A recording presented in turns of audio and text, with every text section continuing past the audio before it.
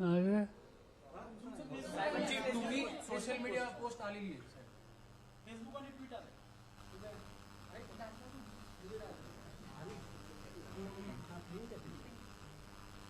वीज पेपरपैकी प्रकरणी म्हणजे पुन्हा वाचतोय ते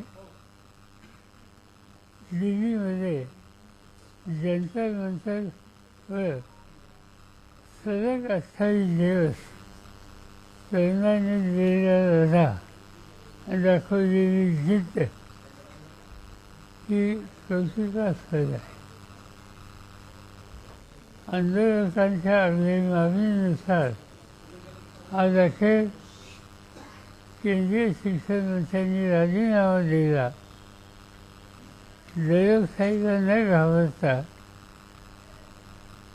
अन्यायाविरुद्ध ठामपणानं उभं राहून सरकारला नैतिक जबाबदारी स्वीकारायला भाग पाडणारा हा लढा लोकशाहीच्या ताकदीचं प्रतीक आहे.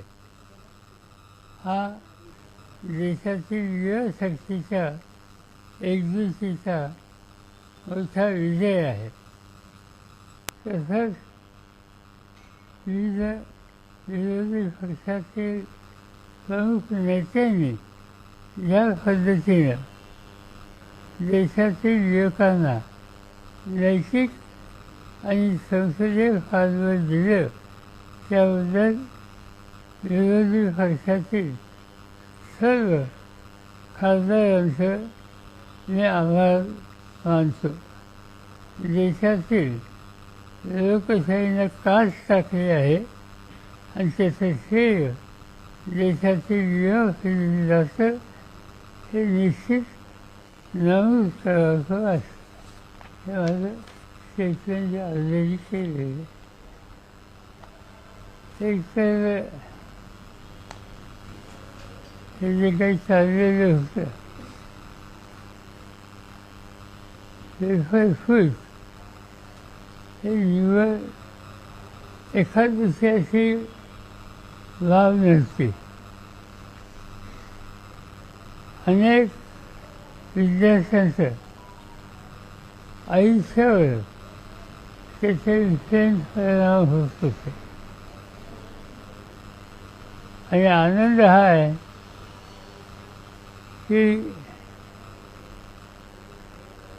संयमानं आणि शांततेनं युवा पिढीनं आपल्या भावना देशाच्या नेतृत्वाच्या समोर मांडल्या आणि त्याला यश आलं.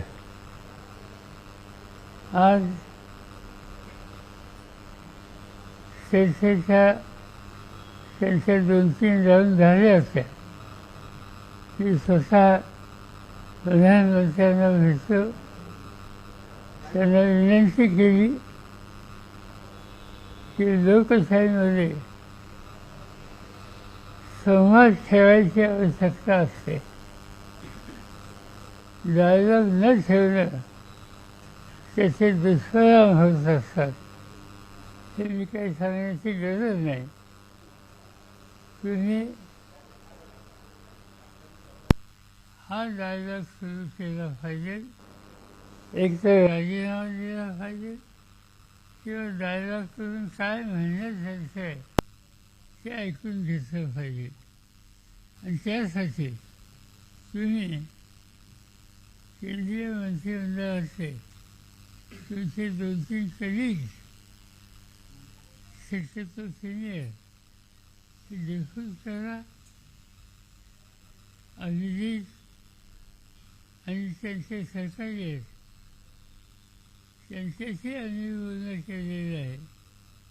त्यांना आम्ही सांगितलेलं आहे की सरकार तुमच्याशी सुसंवाद ठेवायला तयार असेल तर बोलायचं नाही असा हट्ट करू नका. आणि सुदैवानं त्यांची बोलायची तयारी होती, हट्ट नव्हता. आणि त्यामुळं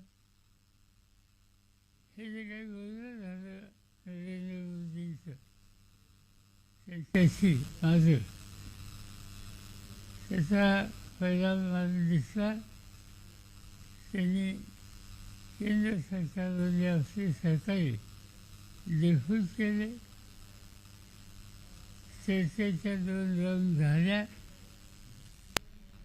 त्याच्यामध्ये केंद्राने मान्य करावं असा जो आग्रह होता त्याच्या काही गोष्टी मान्य झाल्या नव्हत्या.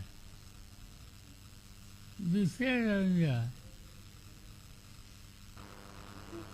एक सोडून बाकीच्या गोष्टीच्या संबंधी केंद्र सरकारने विचार करण्याची भूमिका घेतली आणि तरीही युवा पिढीचा आग्रह शिक्षण मंत्र्याच्या राजीनाम्याचा होता. तो आग्रह शिक्षण मंत्र्यांनी किंवा प्रधानमंत्र्यांनी तेव्हा माहीत नाही ते स्वीकारला आणि त्यांचा राजीनामा आज आपल्यापुढे आलेला आहे. मी युवा पिढीचं पुन्हा एक अभिनंदन करतो. जे काही घडलं त्यातून शेवटी अंतिम निर्णय हा योग्य झाला. पण नव्या पिढीला हाताळत असताना लाठीहाला अश्रूधूर हे प्रकार टाळले असते तर अधिक चांगलं दिसत असते. आणखीन एक गोष्ट अतिशय अवघड आम्हाला वाटते की म्हणजे दिल्लीमध्ये जंतर मंतरला येण्याच्यासाठी जी मेट्रोची लाईन आजूबाजूची त्याच्या 18 स्टेशन ही लाईन बंद ठेवली. ही लाईन बंद ठेवणे हा प्रश्न फक्त विद्यार्थ्यांच्या पुरता सीमित होता. मेट्रोला प्रवास करणारे तरुणाई जसे असेल तसे नागरिकसुद्धा असतात आणि त्यामुळे मेट्रोच बंद ठेवायची ही भूमिका शहाणपणाची नव्हती. आणखीन एक गोष्ट जाणवली. अनेक तरुण मुली याच्यामध्ये अत्यंत आक्रमकपणानं आपल्या भावना व्यक्त करणारा पुढे येत असताना हा जो काही हल्ला झाला पोलिसांच्याकडून त्याची किंमत त्यांनासुद्धा द्यावी लागली. ते चालता आलं असतं तर योग्य झालं असतं. आणखीन एक गोष्ट की हे आंदोलन जंतर मंतर फक्त सीमित राहिलेलं नाही. हे आंदोलन देशात आणि देशाच्या बाहेर गेलं. लंडनमध्ये, न्यूयॉर्कमध्ये, अन्य काही शहरांच्यामध्ये भारताच्या बाहेर जी भारताची युवा पिढी आहे ती त्या देशातसुद्धा शांततेनं पण आपल्या भावना व्यक्त करण्याच्यासाठी रस्त्यावर आल्या. हे जसं भारताच्या बाहेर झालं तसंच या देशाच्या जवळपास सगळ्या राज्यामध्ये याचे जी काही युवा पिढीची भावना होती ती आपल्याला पाहायला मिळाली. मला आणखीन एका गोष्टीचं समाधान की देशाच्या कानाकोपऱ्यातील विद्यार्थी तरुण तिथं आले होते. मी ज्यावेळी तिथं भेटायला गेलो त्यावेळेला महाराष्ट्राच्या कानाकोपऱ्यातून आलेले या प्रतिनिधी तेही त्या ठिकाणी भेटते आणि ते संयमानं आणि शांततेनं याच्यामध्ये अभिजित आणि त्याचे सहकारी यांच्या पाठीशी उभे राहिले. हे जसं तिथं दाखवलं तसंच तुम्ही पुण्यामध्ये फायदा असेल, मुंबईमध्ये फायदा असेल, अन्य शहरांच्यामध्ये पाहिलं. यामधून केंद्र सरकार योग्य तो धडा घेईल आणि पुन्हा अशा पद्धतीनं तरुण पिढीला हाताळण्याचं काम करणार नाही एवढीच अपेक्षा. साहेब तुम्ही पंतप्रधान मोदींना भेटलात तेव्हा त्यात एक सगळ्यांची टीका अशी सुरू होती की आपला देश हुकुमशाहीच्या दिशेने चाललेला आहे, जे की अमित शहा किंवा मोदी जे आहे ते हुकुमशाह पद्धतीने वागतात. ह्या निर्णयामुळे तुम्हाला असं वाटतं का की मोदींची किंवा त्याच्यात फरक पडेल आणि देशामध्ये परत एकदा संवादाचं सगळं वातावरण तयार होईल? विरोधकांमध्ये विशेषतः जे लोकप्रतिनिधी आहेत त्यांच्यामध्ये पण भीती असते. मी सांगू शकत नाही, पण मी मोदींना आग्रहाने हे सांगितलं, डायलॉग सुरू करा, बोलायचं नाही हे बंद, आणि पोलीस यंत्रणा या मुलांच्या विरुद्ध वापरू नका. आणि मला असं वाटलं की मी जे बोलतोय त्याची नोंद त्यांनी घेतली असावी, आणि त्यामुळे मी प्रत्यक्ष कृतीनंतर जे पाहतोय त्यामुळे यापेक्षा वेगळा निष्कर्ष आज मी काढला नाही. साहेब, सरसंघचालक जे आहेत ते काल बोलताना असं म्हटले होते की डिक्टेशन नको, संवाद हवा. म्हणजे त्याचा हा परिणाम वाटतो का तुम्हाला? मोदींनी इतक्या तातडीनं बॅकफूटवरती येणं आणि हा राजीनामा म्हणजे इतके दिवस जो दबाव ते 2-3 दिवस गेले, लाठीचार्ज नंतर जो तयार झालेला होता रोष, त्याचा दबाव स्वीकारून ते तसेच काम करत होते, राजीनामा घेतला नाही. काल सरसंघचालक बोलल्यानंतर मात्र बऱ्याच हालचाली झालेल्या दिसतात. मी पार्लमेंटमध्ये पाहत होतो, पार्लमेंट 4 दिवस नाही, पण विविध पक्षाचे लोक भेटत होते. मोदी ज्या पक्षाचे आणि त्यांना ज्यांचा पाठिंबा आहे त्याही पक्षाचे लोक भेटत होते, हळू संशय, आणि त्यांचाही मूळ हा डायलॉग सुरू करावा असा होता. आणि तसंच होत अन्य लोकांनी सुद्धा तिथं मांडलं, त्याच्यामध्ये भागत सुद्धा असावेच असे दिसतंय. सर, गेल्या 12 वर्षातला मोदी सरकारचा पहिला राजीनामा आहे. गेली अनेक आंदोलन झाली, शेतकऱ्याचं आंदोलन तुम्ही बघितलं, 7-8 महिने चाललं तरी दखल घेतली नाही. अखेर सरकार चुकलं असं म्हणता येईल. सगळ्या याच्यात जी डिक्टेटरशिप सुरू होती गेली 12 वर्ष देशामध्ये, असं आहे की युवाशक्ती एकत्र आली आणि ती सीमित एका भागापुरती न राहता देशाच्या कानाकोपऱ्यात पुढे येते, याची जाण शेवटी आल्याच्या नंतर हा राजीनामा घेतला असावा किंवा शिक्षण मंत्र्यांनी राजीनामा दिला असावा. याच्यामध्ये जे पत्र त्यांनी लिहिलेलं आहे त्याच्यामध्ये प्रधान असं म्हणतात की राज्यातल्या देशातले जे विविध पदांवर महत्वाचे व्यक्ती आहेत त्यांनी या विद्यार्थ्यांमध्ये संभ्रम निर्माण करण्याचा प्रयत्न केला आणि तसंच राष्ट्रविरोधी जे कृती करणाऱ्या लोक आहेत त्यांना याचा फायदा होऊ नये यासाठी मी राजीनामा देतो, असे 2 महत्वाच्या बाबी त्याच्यामध्ये आहेत. असेच त्या म्हणण्यात काय अर्थ नाही.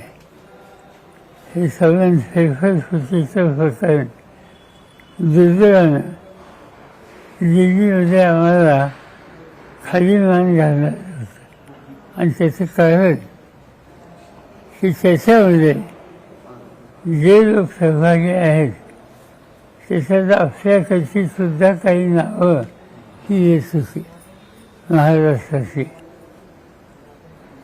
आणि त्यामुळं याच्यावर सक्त कारवाई करण्याची गरज ही आहे आणि त्या भावनेनेच प्रधानमंत्र्यांशी आम्ही सुसंवाद ठेवतो. ठीक आहे, भागवत बोलले त्यांच्या पक्षाचे अन्य खासदार खालची जाऊन बोलले, मंत्रिमंडळात त्यांची चर्चा झाली. त्याच्यामध्ये काही लोकांनी याच्याकडं सहज बोलू नये, गांभीर्याने घ्यावं असं मत मांडलं असं ऐकतोय. या सगळ्याचे ते एकंदर परिणाम आहेत. राजीनामा पंतप्रधानांना भेटल्यानंतर काही लोकांनी टीका पण केली होती, पण आज राजीनामा आलेला आहे समोर. या सगळ्याचं तुम्ही डायलॉग सुरू केला त्या सगळ्या काळामध्ये. काही लोकांनी त्याला विरोधही केला, मी वेगवेगळे त्याचे काही आरोप प्रत्यारोप झाले, पण आज अखेर रिझल्ट समोर आहे. काय सांगा तुम्ही भेटलेल्या दिवशीच्या ट्विटमध्ये ते पत्र नाहीये की या तुम्ही ज्या दिवशी भेटलात पंतप्रधानांना त्या दिवशी जे शेतकऱ्यांच्या संदर्भातलं पत्र दिलेलं होतं त्यात या विद्यार्थ्यांच्या विषयाचा उल्लेख नव्हता अशी टीका त्या ट्विटवरती सतत केली जाते की तुम्ही ते पत्र तसं पत्र कुठलंही दिलंच नव्हतं. असं चर्चेशी होतं मी शेतकऱ्यांचं दिवस तो वेगळा विषय, पण विद्यार्थ्यांचं होतं काय द्यायचं, डायलॉग सुरू करा, हा आग्रह करायचा आणि तो केला आम्ही. साहेब तुम्ही मोदींना भेटल्यानंतर एक विरोधकांमध्ये थोडीशी अस्वस्थता निर्माण झाली की पवारसाहेब मोदींना मदत करतात का म्हणून. तर हे एक चर्चा फार सुरू झाली मग, आणि तुम्ही म्हणताय असं डायलॉग सुरू झाला आणि मग आज शिक्षण निर्णय काय निर्णय काय नाही, पण तुमचे जे विरोधक तुमच्यासोबत आहेत अस्वस्थ झाली आहेत, वेगवेगळे लोक आहेत. झाल्यानंतर अभिजित दिपकेनं आता मागणी केलेली आहे की यामध्ये ज्या मुलांनी आत्महत्या केलेली आहे त्यांच्या घरच्यांना आर्थिक मदत आणि मुलांवर जे गुन्हे दाखल झालेले आहेत ते सरकारने मागे घेतले पाहिजे. ते मुद्दे आहेत आणि मी सांगू शकत नाही, पण माझी माहिती अशी आहे की 3 मुद्दे होते शेवटी, त्याचे 2 तुम्ही म्हणतात ते केंद्र सरकारने मान्य करण्याची तयारी दाखवली होती. राजीनामा या विषयावर त्यांची भूमिका अत्यंत कठोर होती. साहेब मोदी ज्यावेळेस अडचणीत येतात त्यावेळेस पवार साहेब त्यांना मदत करतात किंवा त्यांच्या मदतीनं जातात, असा एक टीकेचा सूर राजकीय वर्तुळात पुन्हा एकदा निर्माण झाला. प्रश्न असा आहे, प्रश्न सुटायला मदत झाली का नाही. सर, या सगळ्या प्रकारामुळे केंद्र सरकारच्या कार्यशैलीमध्ये काही फरक पडेल असं तुम्हाला वाटतं का? काही सांगता येत नाही. मला वारंवार बजवावी लागेल का मग. केंद्र सरकारच्या जर कार्यपद्धतीमध्ये बदल होणार नसेल, जर सरकार वारंवार अडचणीत असेल आणि देशात असा उद्रेक होणार असेल तर तुम्हाला अशी मदत करण्याची संधी वारंवार मिळेल असं वाटतं का मग तुम्हाला. मिळाली किंवा त्यांनी वारंवार असे निकाल घ्यावेत म्हणजे त्याच्यानंतर निकाल घ्यायच्या अधिकार आम्हाला लोकांच्याकडे. साहेब मोदींनी जे भाषण केलं होतं ना साहेब, तुमचं जे काही विश्लेषण आहे म्हणजे विरोधी पक्ष लढत होते पण एक सरकारबद्दल खूप अशी भीती होती, कारवाया होत होत्या वेगवेगळ्या यंत्रणांकडून. नवी पिढी याला सगळ्याला न घाबरता जी मैदानात उतरली, तर तुम्ही कसं या सगळ्याकडे बघता? एका बाजूला हे विरोधी पक्ष आहेत आणि एका बाजूला ही नवी पिढी. माझं जे काही बोलणं अभिजित आणि त्यांच्याशी झालं, मला मी कन्व्हिन्स झालं की ही मुलं त्यांच्या मागण्या पदर फाडल्याशिवाय स्वस्त बसणार नाही. विरोधी पक्षांना एक मोठं एक याच्यातून बूस्ट मिळालंय असं वाटतं तुम्हाला या सगळ्यांना? प्रश्न असा नाही, प्रश्न सरकारला याच्या अक्कल शिकायची संधी. राजनाथ सिंग काही दिवसांपूर्वी असं म्हटले होते की हे मोदींचे सरकार आहे, या सरकारमध्ये मंत्र्यांचे राजीनामे होत नसतात. आता या राजीनाम्यानंतर तुम्ही काय सांगाल, हे सरकार इतके दिवस ज्या इगोनं आणि अहम भावनेनं वागत होतं आणि त्याचे दुष्परिणाम हे लक्षात आल्यावरती आता तरी ते 2 पावलं मागे येतील का आणि एकूण व्यवस्थेवरती राजीनामा घेणार नाही हे मलाही सांगितलं होतं आणि त्याची ती भूमिका होती ती शेवटी घेतला. याचा अर्थ जनपक्ष काय असतो याची नोंद त्यांनी घेतली. साहेब सरकार तुमचं असं म्हणायचं का साहेब साहेब? मोदींचं एक भाषण आपल्याला आठवत असेल की मी राजकारणात पवार साहेबांचा हात धरून आलोय. आत्ता जो भेटीचा फोटो होता ना, बोट धरून आलोय. आत्ता जो भेटीचा फोटो होता त्यात तुमचा हात त्यांनी धरला होता. शेवटी पवारांनाच हात द्यावा लागला असं वाटतंय, कारण तुम्ही आता म्हणतात की ते राजीनामा घेणार नव्हते असं म्हणत होते. No comment. पोटावरून हातावर आले, पोटावरून हातावर आले तर साहेब हे केंद्र सरकारचं जसं झालं तसं महाराष्ट्रामध्ये असंच काहीसं चित्र आहे. प्रत्येक गोष्टीला पाठीशी घालणं, कारवाई न करणं, आहे धडा घ्यायची गरज आहे का महाराष्ट्रात? महाराष्ट्राच्या मुख्यमंत्र्यांनी सुद्धा या प्रकरणावर ज्या पद्धतीनं मत व्यक्त केलं ते योग्य नाही. सर त्यांना तातडीनं दिल्लीला बोलवलंय. आता मुख्यमंत्री तातडीनं दिल्लीला गेले. असं आता लगेच हे झाल्यानंतर राजीनामा झाल्यावरती पंढरपूर थेट दिल्लीला गेले. आता काय अंतर्गत माहिती आहे का की ते काही दिल्लीला कायमस्वरूपी जात आहेत किंवा काय?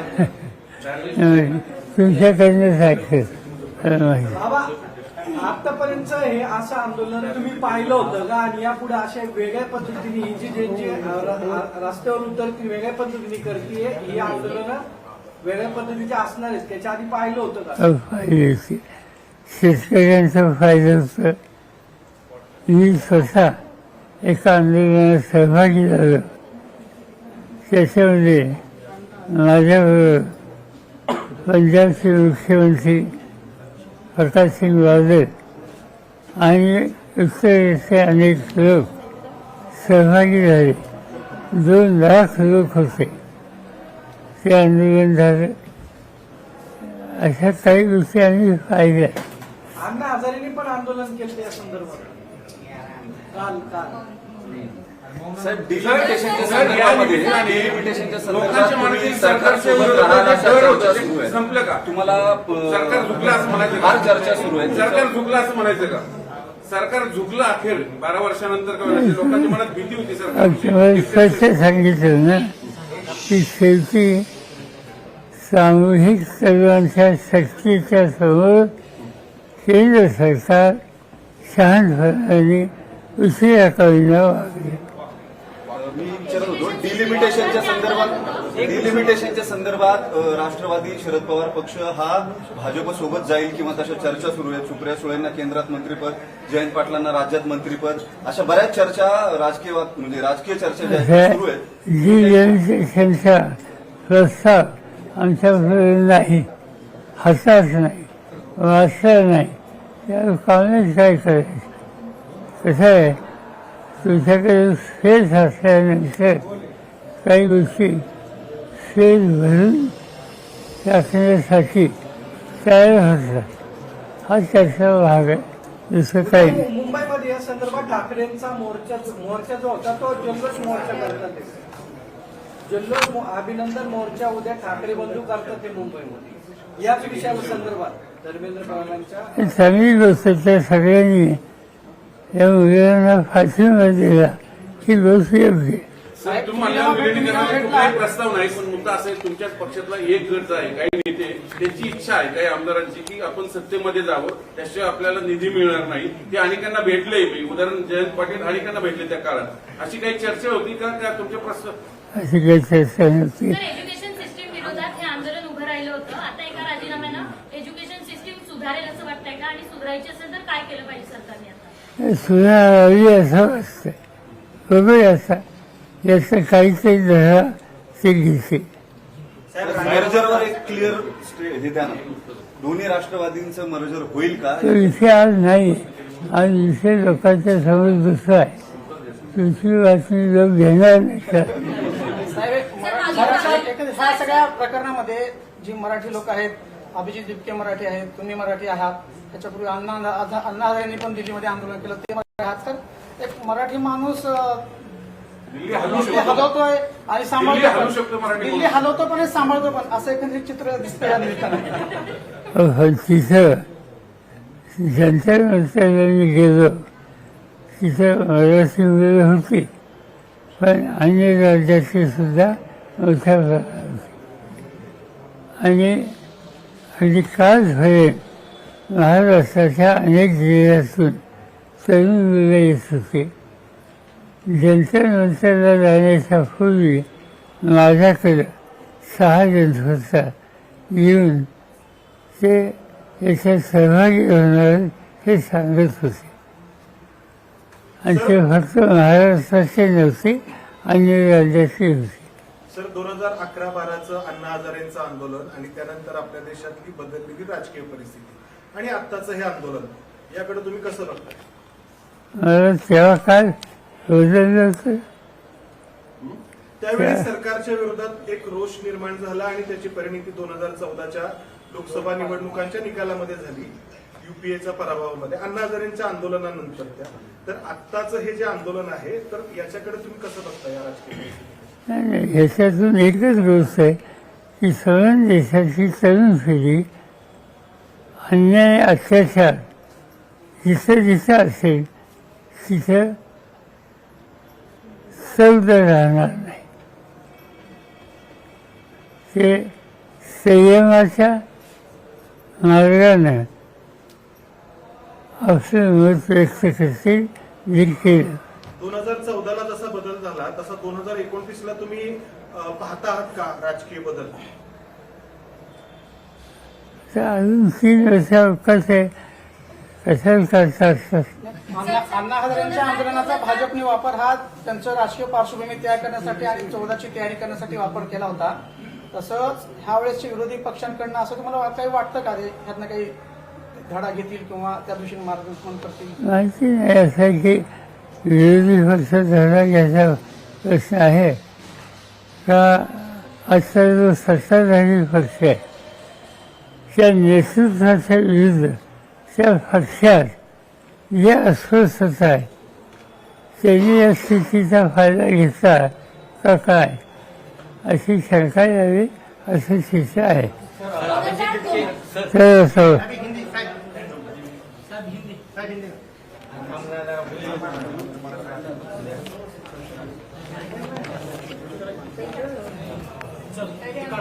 दागिने हिंदी देता है छोटा, हिंदी देता है, हिंदी बोलना छोटा, एक छोटा फक्त एक तुमचं पण एक ना छोटा.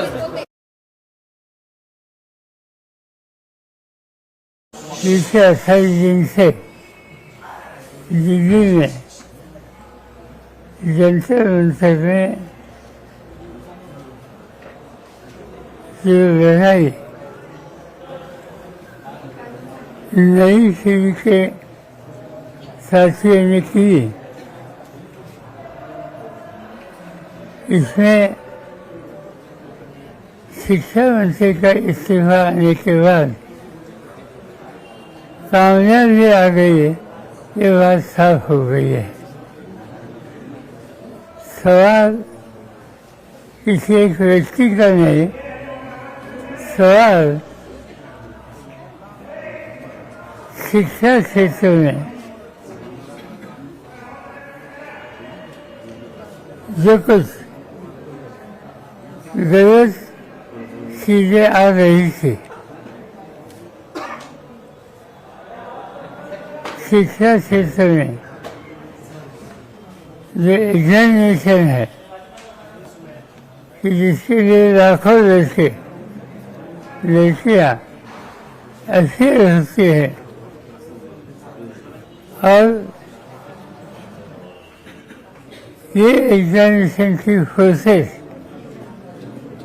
ठीक नहीं होगी, वहाँ भ्रष्टाचार होगा, तो इसकी जबरदस्त कीमत नए पीढ़ी को देना पड़ता है. एक निराशा उनके मन में पैदा होती है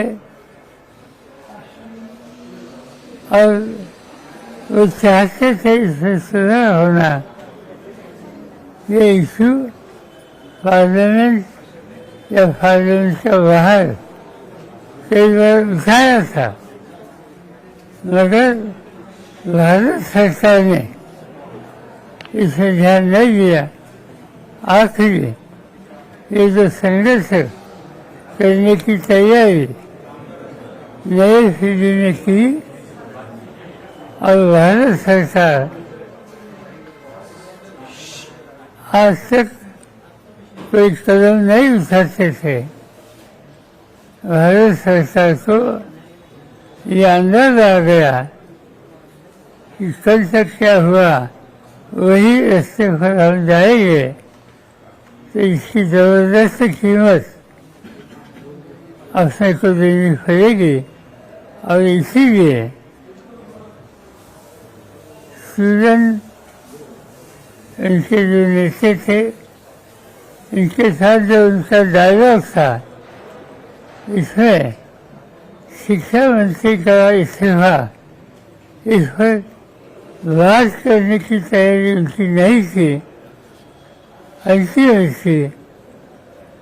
इसका भी स्वीकार गवर्नमेंट ने किया। एक तरह का गवर्नमेंट को भी लेसन मिला। इसमें ये नई पीढ़ी जो शामिल होगी, उन्होंने अपनी जबरदस्त एकता दिखाई, इसलिए उनका मैं अभिनंदन करता हूँ। और इससे पूरी फोर्स कोई भी डेमोक्रेटिक एजिटेशन होगी या एजिटेशन के बारे में समझदारी से इसका इस्तेमाल करेंगे, ऐसा एक्सपेक्टेशन हम भारत सरकार से करते हैं। सर, आपने पंतप्रधान जी से मुलाकात की थी, तब आपकी क्या बात हुई थी आपसे? यही बात हुई। और दूसरी किसानों की बात हुई थी, क्योंकि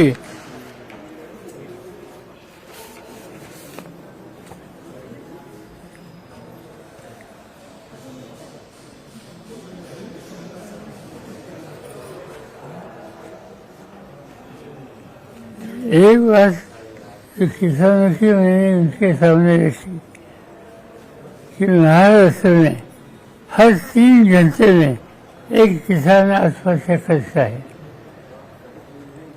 और विदर्भ और मराठवाड़ा में इस वर्ष के दौरान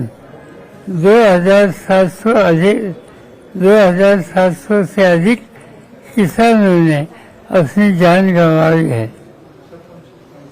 और इसके लिए ये नजरअंदाज मत करिए, ये सीरियस बात है। अन्नदाता है, इस रास्ते पर जाने की नौबत उनका आना ये किसी सरकार को शोभा नहीं। 12 साल के कार्यकाल में पहला इस्तीफा है, उसे देखते हैं तो क्या सरकार के सामने, छात्रों के सामने सरकार झुक गई है?